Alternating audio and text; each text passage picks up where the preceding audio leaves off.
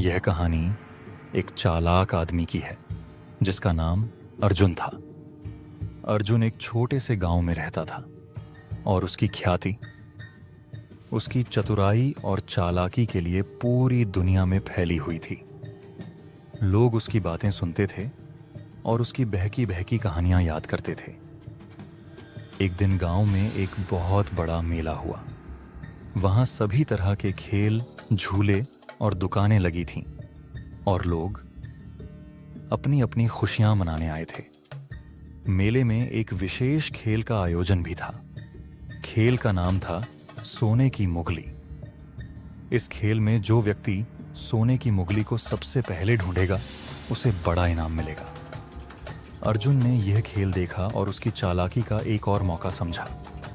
वह दूसरे प्रतियोगियों से अलग था। उसे मालूम था कि यह खेल बस भाग्य पर निर्भर नहीं है, बल्कि दिमाग की कुशलता और रणनीति पर भी निर्भर करता है। उसने योजना बनाई और खेल में भाग लिया। खेल शुरू हुआ और प्रतियोगी सोने की मुगली को ढूंढने में जुट गए।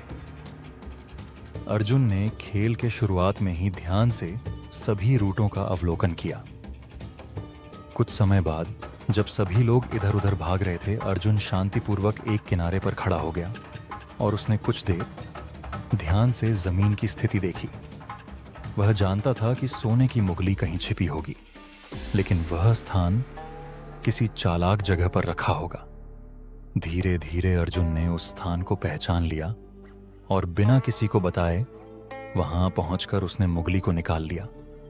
जब बाकी लोग परेशान होकर इधर उधर ढूंढ रहे थे, अर्जुन ने खेल जीत लिया और इनाम हासिल किया। गांव वाले उसकी चालाकी पर हैरान रह गए।